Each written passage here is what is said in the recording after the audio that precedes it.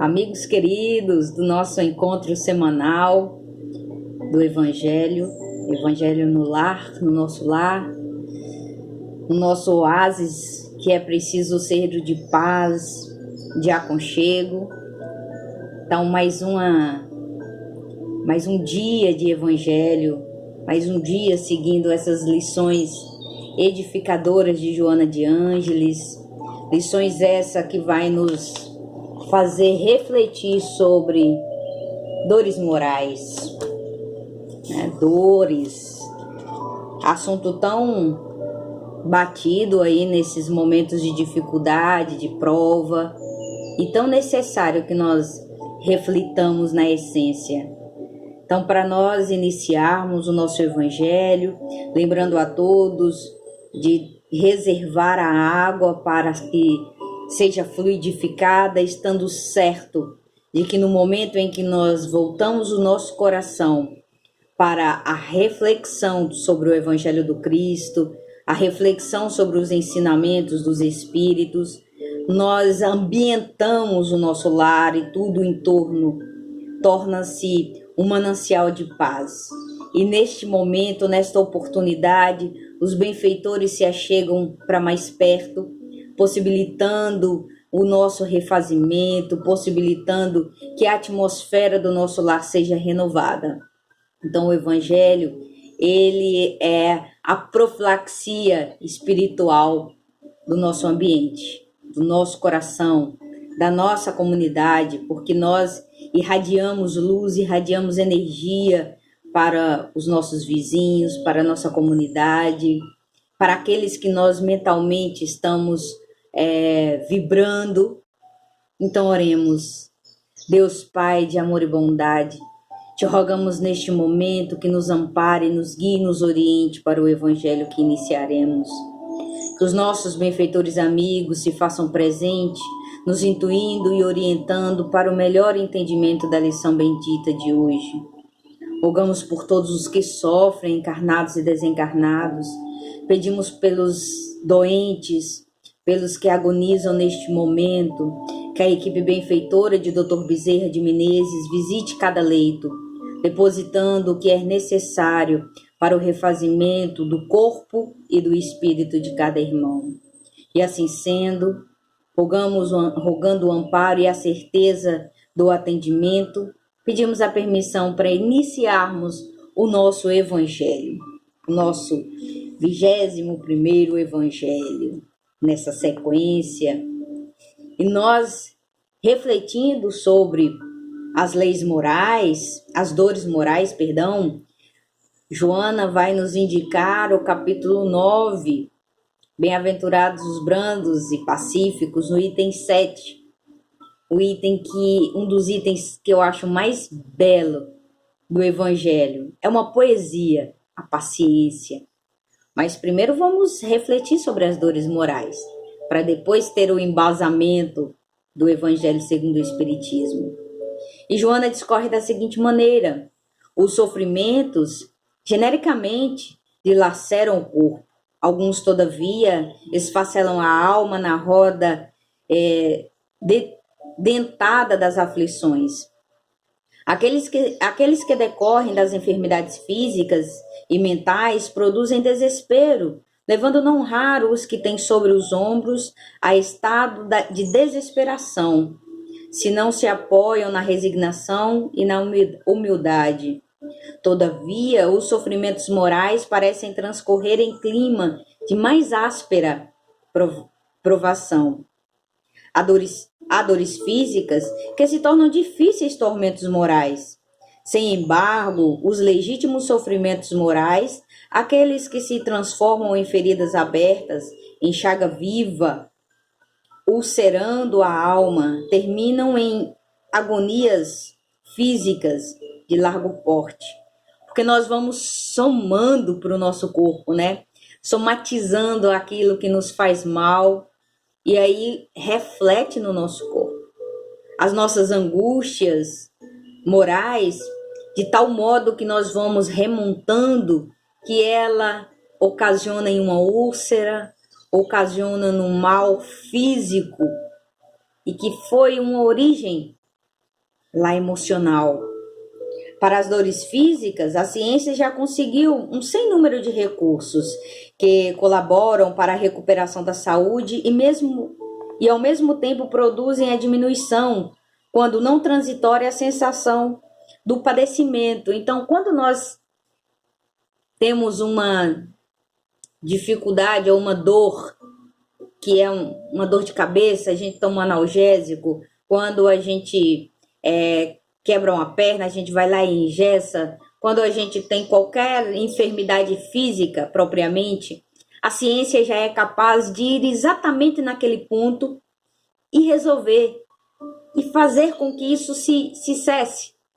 Mas as questões do emocional, as questões que envolvem a alma, essas ainda estão difíceis de ter uma cura tão imediata. Mas não desanime, não desanime, porque há sempre um propósito. E não há nada que seja eterno a não ser o amor de Deus. Diante, porém, das dores morais, as denominadas ciências da alma podem, quando muito, propor esquemas paliativos que, de certo, não atuando no cerne do problema aflitivo, não conseguem modificar a paisagem de angústias e sombras que escarnece e estiola a vítima. Que medicamentos se podem propor, senão a terapia da prece, da fé abrasadora e da irrestrita confiança em Deus? O que dizer para quem nos busca, dizendo que está sofrendo das dores morais? O que dizer para essa criatura, senão volte o seu coração ao amor divino? Volte o seu coração ao entendimento de que Deus é um Pai de amor e bondade e que a prece é um recurso que nos estreita a esse Criador. Quando um filho ingrato deposita ácido no coração dos pais, quando um amigo se fez verdugo do seu amigo, olvidando toda a amizade, tornando-se azedo e perseguidor, quando o irmão agride outro, usando as covardes armas da traição, da maledicência e da calúnia, quando se ama sem receber-se correspondente sentimento, quando se está a braços com dramas e situações do impossível, momentânea solução, que se deve silenciar no algodão da humildade, esmagando quaisquer expressões e manifestações do egoísmo e do orgulho. Quando a viuvez ou a orfandade, o abandono ou o desvalimento deixam à margem um ser sensível. Para as dores morais, sem dúvida, o amor feito de paciência e de perdão deve constituir arrimo e apoio a quem experimenta a benéfica provação. Benéfica? E aí? Não te desesperes quando colhido pelas dores morais reparadoras. Reparadoras? Todas essas questões nos trazem uma indagação, né? Dor benéfica? Reparadora? Mas o Cristo nos explica e a doutrina nos esclarece.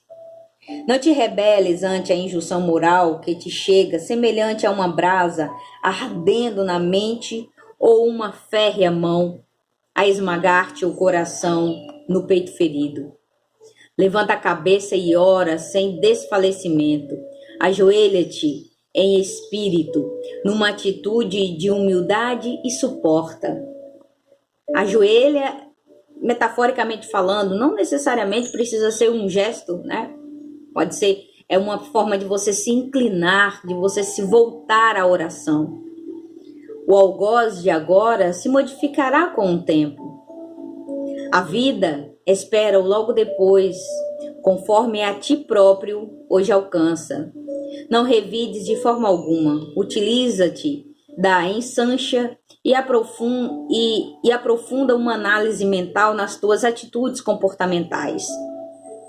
Se eles, os que te crivam de farpas de angústia, têm razão, perdoa-os e renova-te modificando para melhor o roteiro por onde segues. Se não tem razão, perdoa-os da mesma forma e espera. O amanhã é novo dia para todos, para todos. O que agora não entendas, mais tarde se te aclarará. O que agora não é possível a gente perceber por que sofremos, por que passamos essas dolorosas situações e dores, mais tarde nós teremos essa consciência mais ampliada. Porfia no testemunho, laiando o sofrimento com humildade, vencendo o orgulho, e chegará o momento da tua paz e perfeita integração no clima de felicidade de que desde hoje almejas. Claro, nós almejamos a felicidade, mas o Cristo diz: a felicidade não é deste mundo, mas tendes bom ânimo, eu venci o mundo. E Joana sugere que nós façamos uma viagem lá no Evangelho segundo o Espiritismo, no capítulo 9, bem-aventurados os brandos e pacíficos, e o item é a paciência. Para entender as dificuldades, as dores, as angústias morais da alma, é importante nós perseverarmos na paciência. E lá, o Espírito Amigo vem nos dizer da seguinte forma, melódica, poética e tão direta: a dor é uma bênção que Deus envia aos seus eleitos. Não vos aflijais, pois quando sofrerdes, antes bendizei de Deus onipotente, que pela dor neste mundo vos marcou para a glória do céu. É tão complicado a gente entender essa passagem do Espírito Amigo quando a gente está distante das leis divinas, porque como compreender que a dor é uma bênção? E como assim? Deus dedica essa bênção justamente aos seus eleitos? Nos parece tão contraditório, tão incoerente. Mas, na verdade, a dor, ela movimenta em nós as fibras da renovação. Quando algo está doendo, é um sinal de que não está bem. Quando nós sentimos dor, a dor no corpo físico, ela é um alerta de que alguma coisa nessa engrenagem tão perfeita que é o corpo não está indo bem.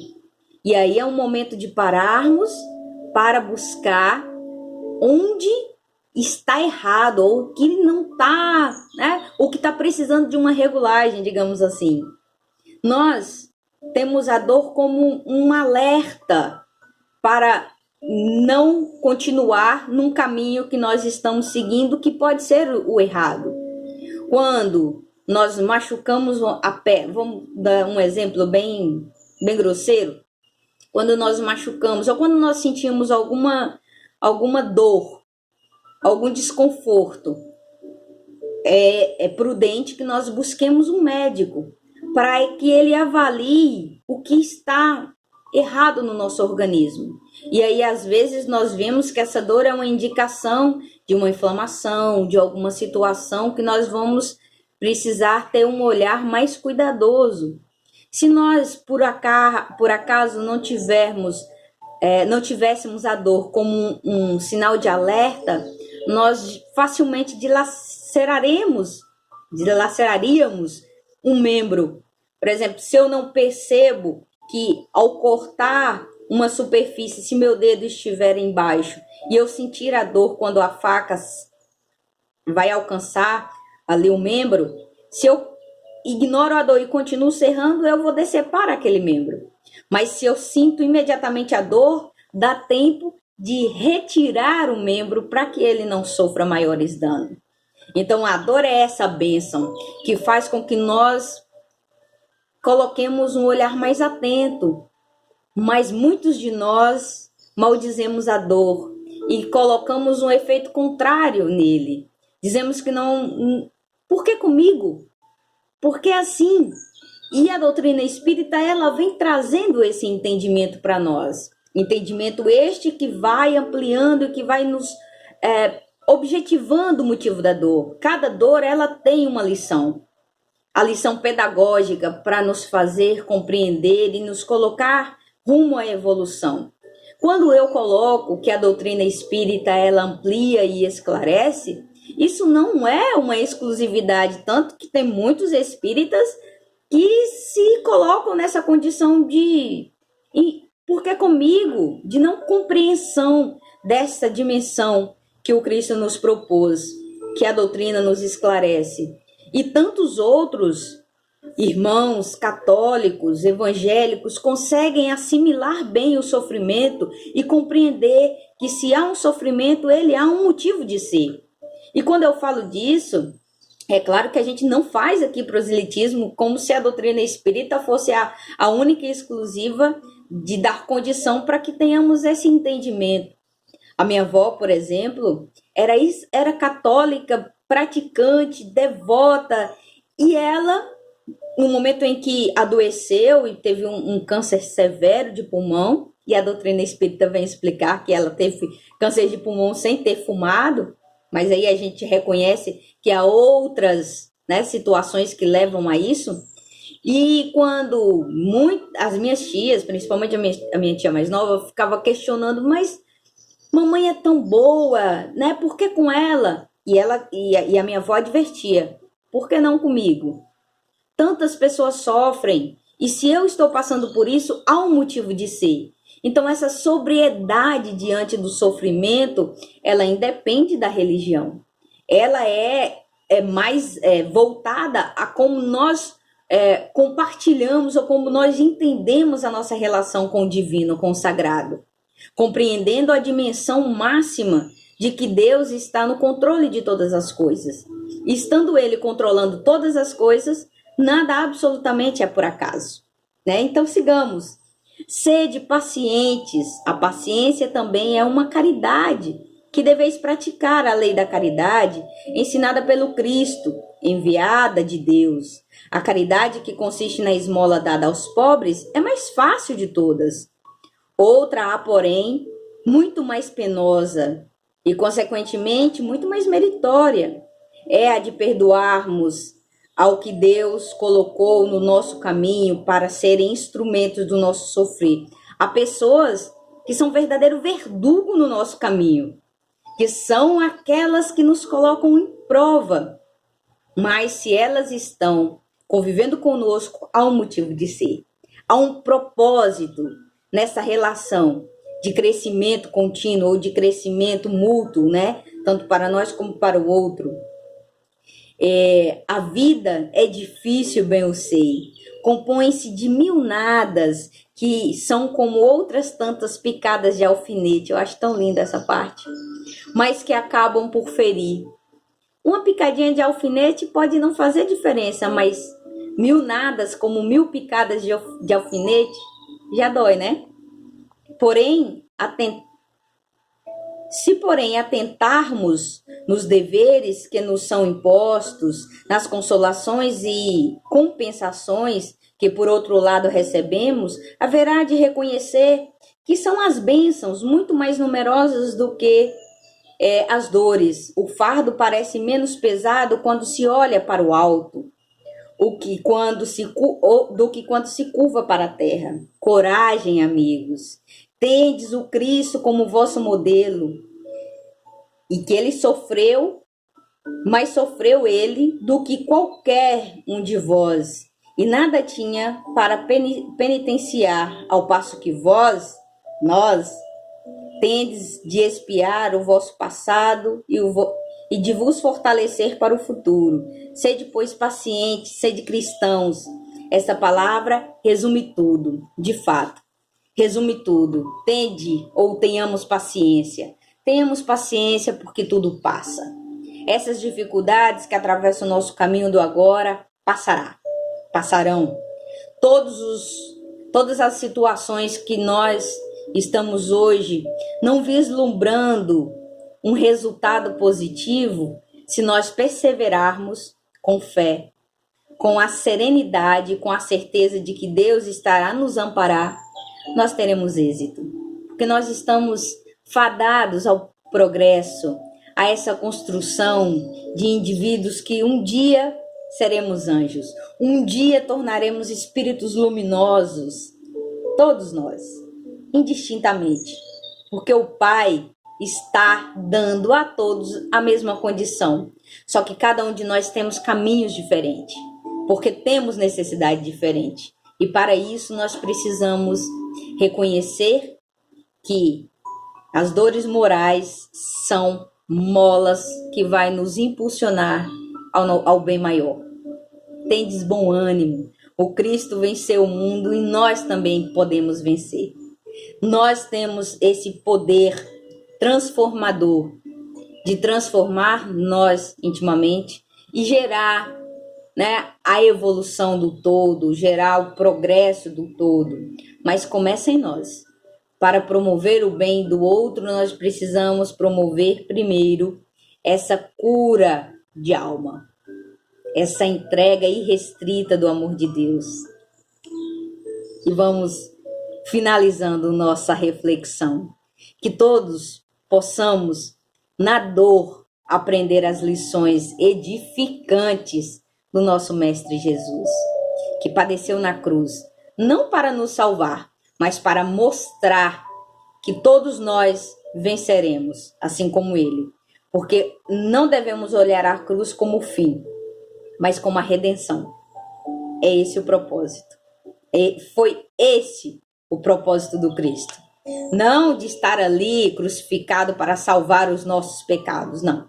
Cada um de nós arcaremos com os nossos delitos. É intransferível. Isso é uma má notícia, né? É intransferível. Não ache que o Cristo já salvou os seus pecados. Não, não.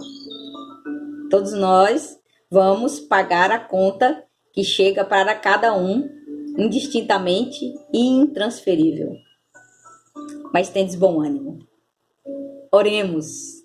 Deus, Pai, Jesus, Mestre amado e amigo, Maria, nossa Mãe espiritual, agradecemos por a oportunidade bendita dos seus ensinamentos, dos esclarecimentos dos benfeitores espirituais, que possamos sempre perseverar, que nos momentos de dificuldade, de tropeço, possamos reconhecer o amor indistinto de Deus, o nosso Pai, o amparo de Maria, nossa Mãe Santíssima, e o companheirismo sempre presente dos nossos benfeitores espirituais.